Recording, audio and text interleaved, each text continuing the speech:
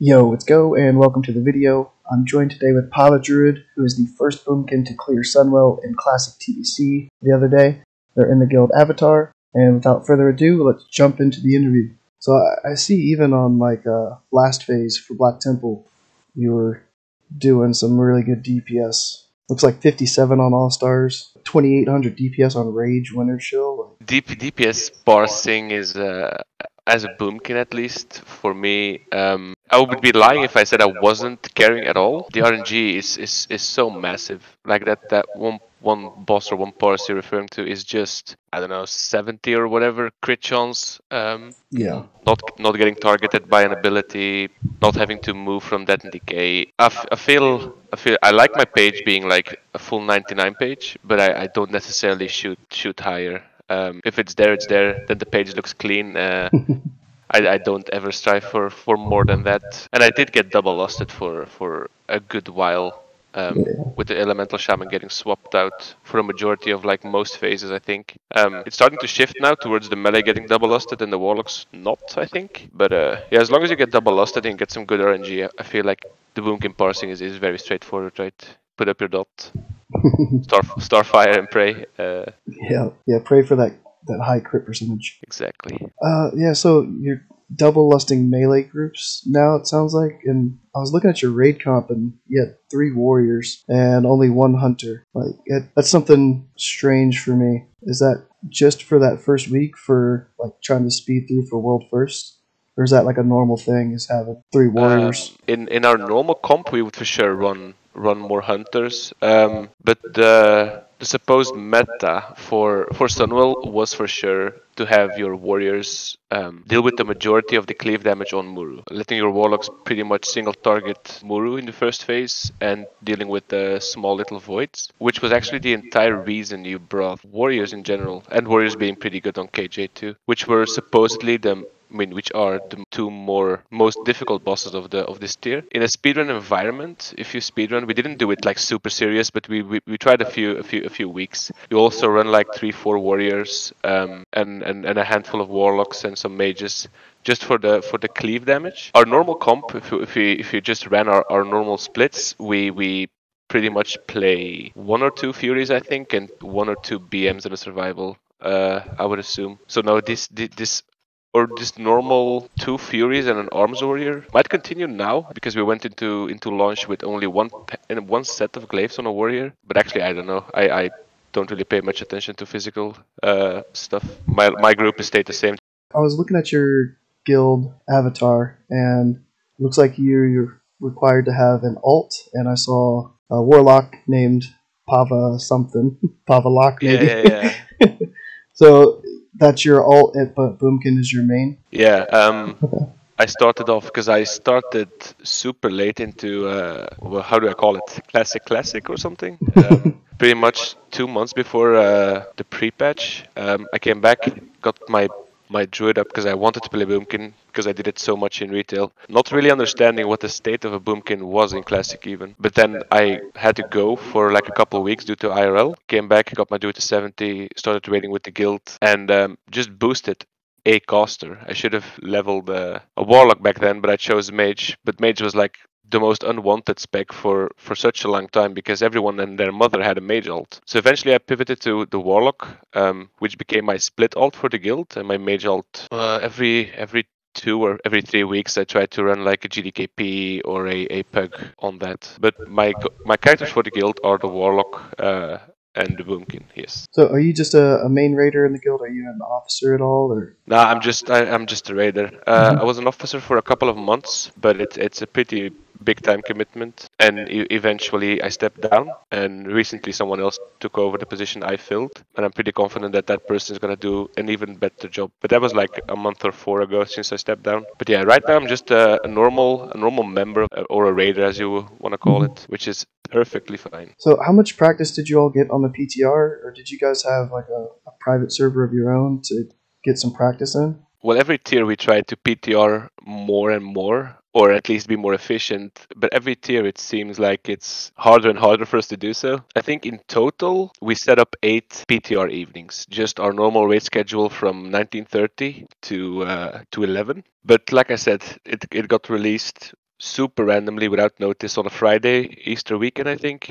We just scrambled together some players, and I think because I wasn't there, I think they wiped for like 2 hours on Kalecgos or something with a 5 healer comp with people playing alts and stuff. It was just not good.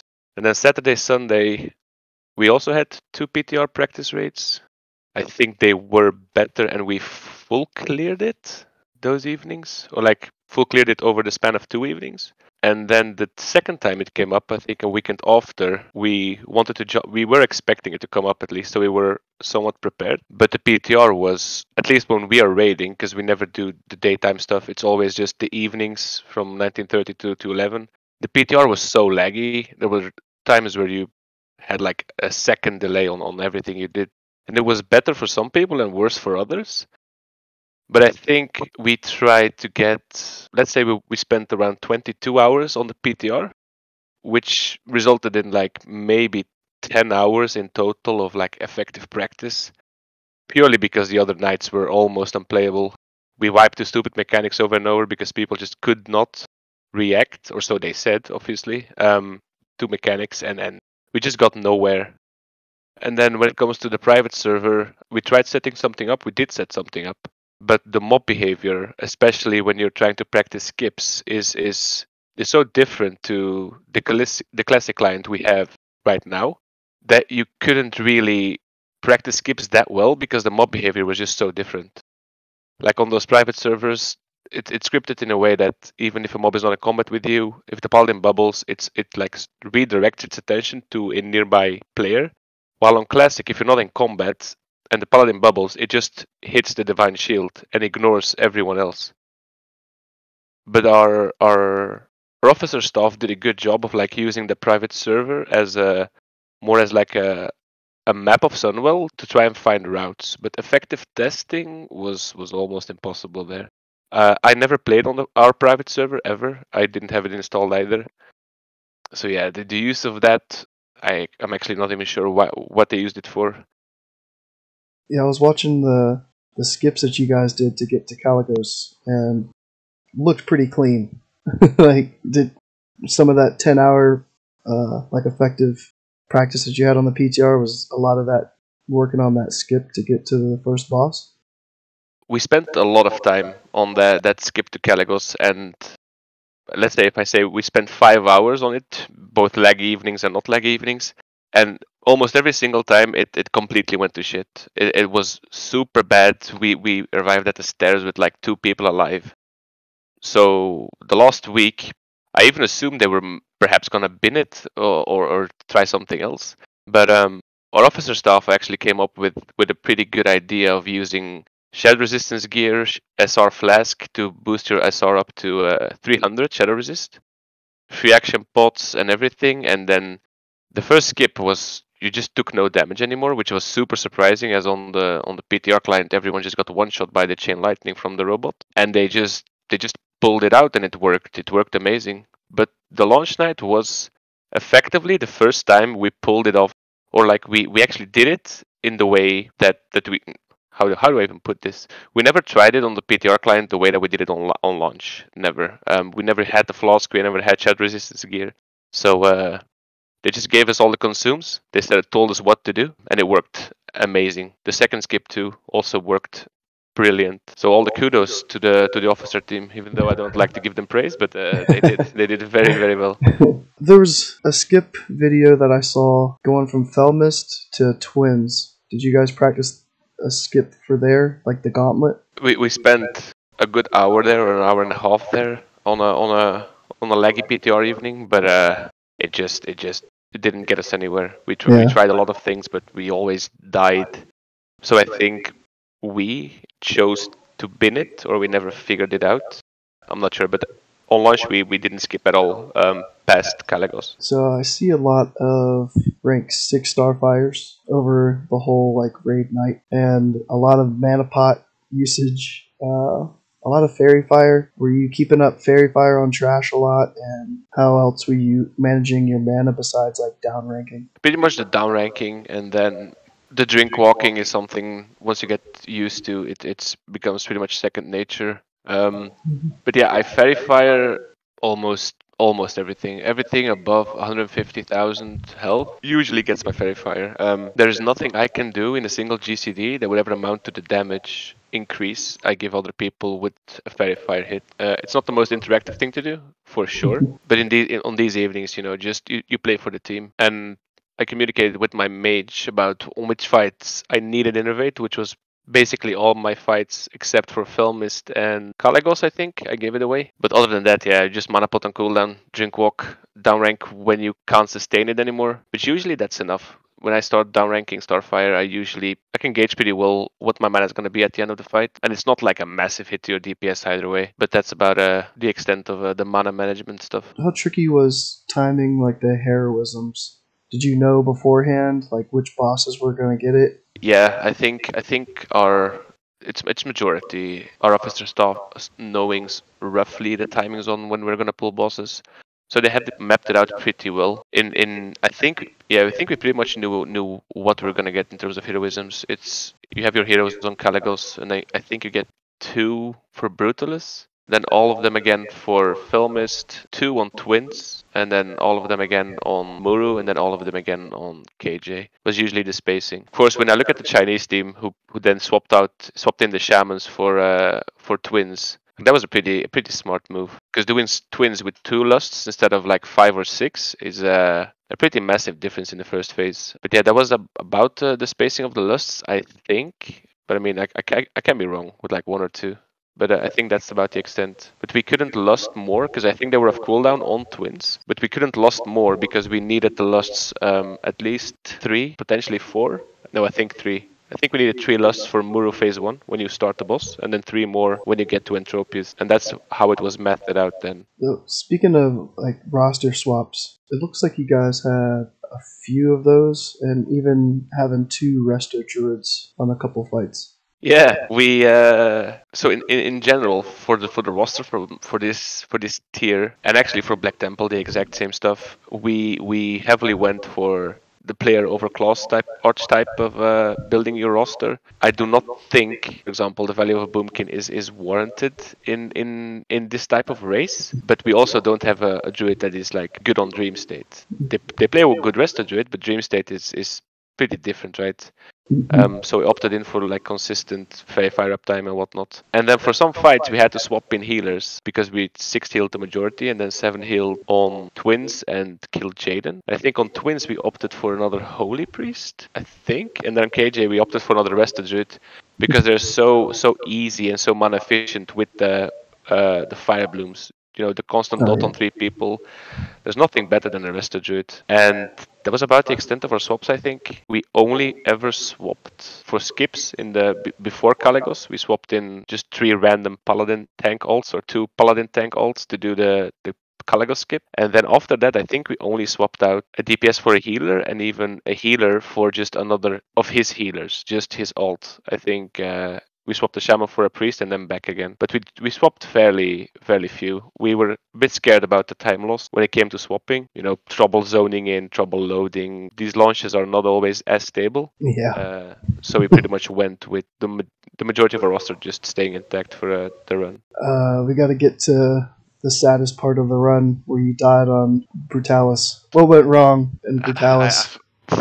For me, that wasn't even the saddest part. The saddest part was like the thinking we were gonna wipe for like 3 minutes straight.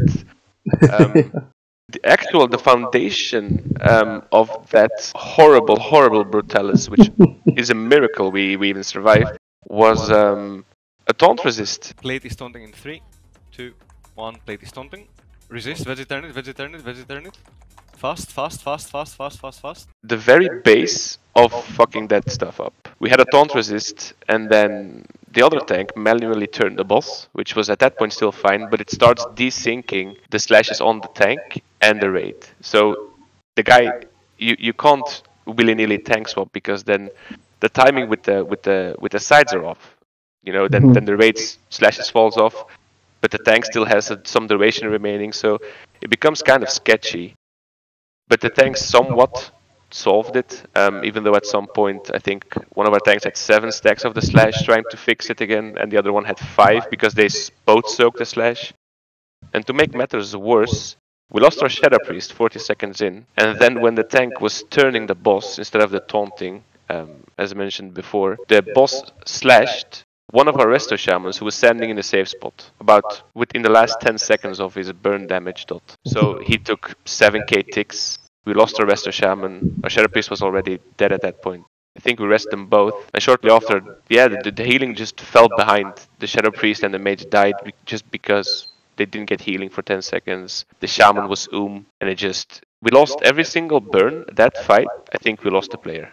We were so far behind that I never expected us to actually still kill the boss before he just killed us all. But eventually we pulled it through, which is also a commendable thing, especially because it went so bad early. We managed to pull it through, but that was for sure the moment. I think a lot of us thought our run was just over. It was just done. And all of that was like based off of a stupid taunt resist. And then some unlucky targets with the burn, all the healers getting the burn themselves instead of like having it on DPS, which is usually a bit easier to manage. Yeah, that was a wild fight for sure. For sure. You got your race to world first completed. Got second in the world. That's pretty crazy, especially watching the VOD of the Hunter's point of view. Some things that could have gone really wrong, but you guys pulled it out. What other goals do you have now for Sunwell? Just get your page filled with those 99s and that's it? Personally, my goal for Sunwell, yeah, getting a 99 page is like standard bread and butter for sure. I just like the way it looks. But other than that, I'm not really, because there's no tier release after this, and we have a week of Wrath before next opens. I can't say I'm bothered by gear. I think I'm just chilling, hoping I can get 1 or 2 alts, like somewhat geared before Wrath releases, just so you can level 1 character, and then the next one you play with also has, some of that juicy TBC gear instead of like leveling blues and stuff, which makes it go so much smoother. But now my goals, I actually don't think I have that many goals. I think we since I started playing, let's say 2 weeks into TBC, every tier we had a goal to gear the people most likely coming to the launch rate. But now it's over, right? The expansion is a wrap.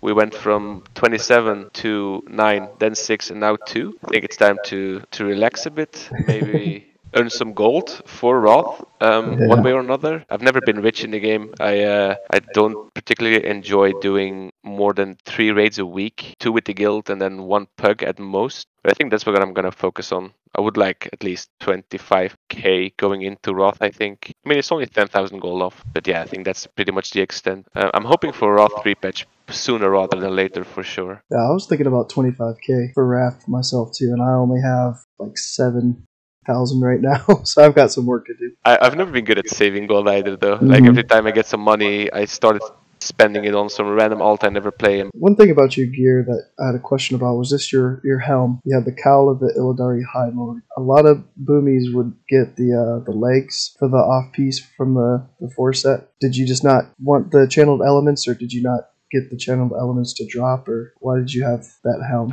I think in 16 clears, I think I never saw them. Our Elemental Shaman, pretty much the last 6 weeks, has also been completely spurging out of control about wanting those legs. But I think in how many clears have we done? 45, 50 Black Temple clears over the course of all the weeks together. Not with me in the raid, obviously, but as a guild. Yeah. I think we saw 2 or 3 of those pants across Black Temple. But at the end of the day, the Cowl of the Illidari Highlord is not a bad item. The main thing is the fact that it has a blue socket, and your shoulders also have a blue socket, which means you can just put whatever in your boots. You don't have to go for the socket bonus anymore. I think I simmed it at maybe 8 or 10 DPS behind. But yeah, I don't mind the Cowl. It looks like a diaper pretty much, but just don't show hell, right? Yeah. Same with the belt. If I had Anatheron's Noose, I would have equipped it, but I just do not have it. I hope Wrath is going to be a bit more exciting, but I only started playing like really serious on retail in Cataclysm, at which point a druid has Star Surge again, or gets it the first time, which just fills up the rotation completely compared to this spam 1 button rotation thing. Actually, I do have one question for you. Okay. I've been meaning to ask people looking from because we get some applications once in a while who get shared with members. And what did you expect from Avatar looking from the outside in? Because we always look from the inside out, right? And then we see people being like, damn, these guys must raid 7 days a week, every week.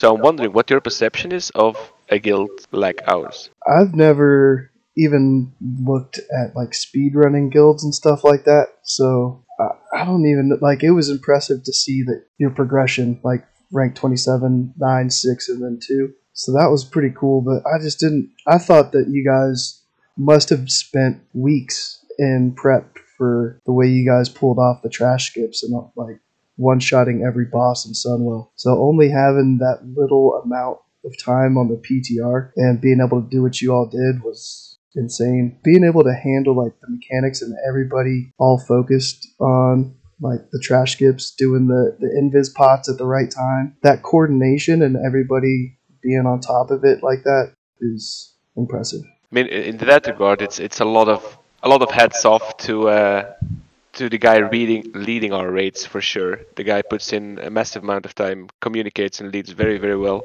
Even though he is a massive choker, and I hope he hears it, but he does a great job. He is also the reason we got where we ended up. But no, we don't really have that heavy of a schedule. I've seen people call me randomly some try-hard nerd in Avatar when they often spend twice the amount of time in game and twice the amount of time in raids than I do. You know, I raid every week. I raid on my druid, and I raid on my warlock. No, most people in Avatar play that way.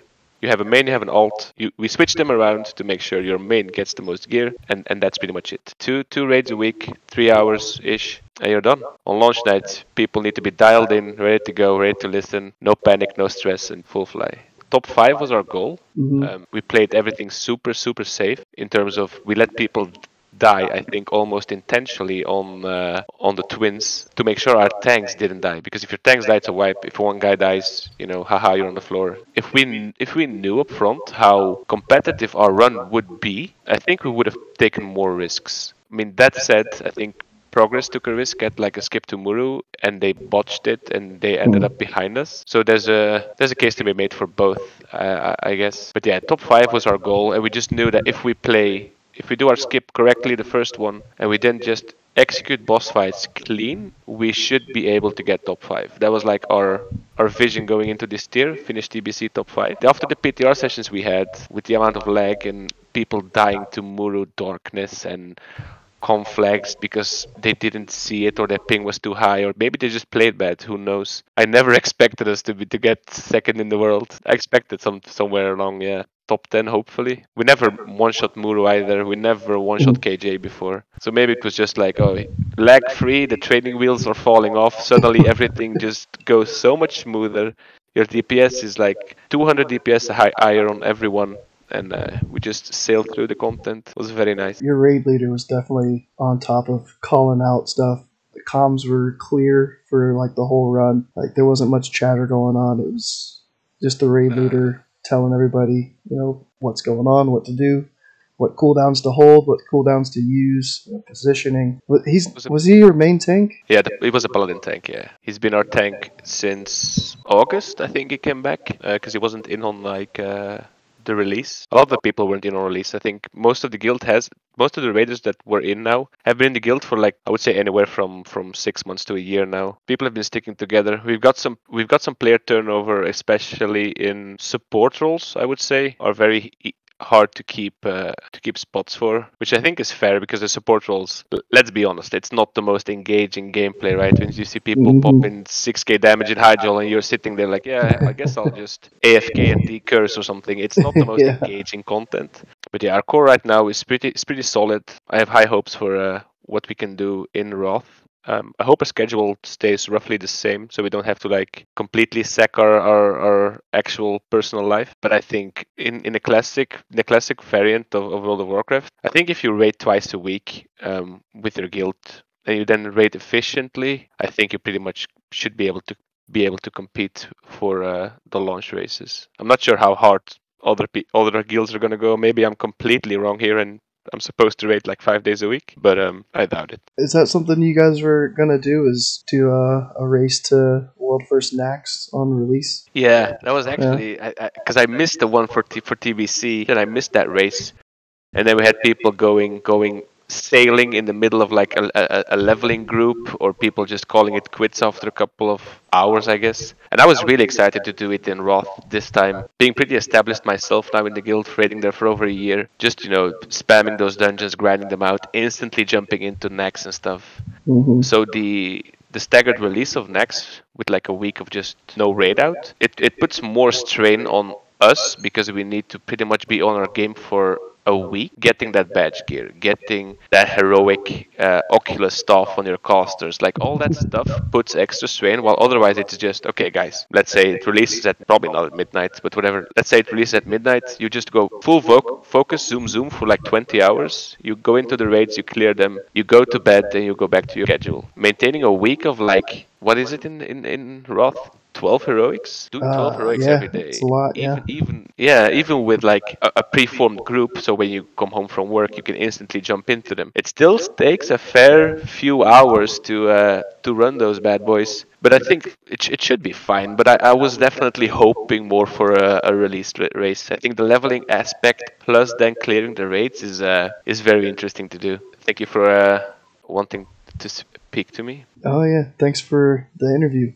Is there any way people can reach you? Do you have a YouTube channel or a Discord of your own, or would you mind if people message you on Discord if I put your Discord name and number thing out there? I mean, yeah, they can message me, whatever. I think they do need to like probably join the Avatar Discord, because otherwise, you can't really message each other on Discord or something. I think I have those settings somewhere. If people actually have any questions, I doubt it though. I'm not that knowledgeable about TBC Classic in general. They can always hit me up. All right, Pava, best of luck to you. Thanks for chilling. And good luck on progression, man. Oh yeah, we need it. Yo, peace. See ya.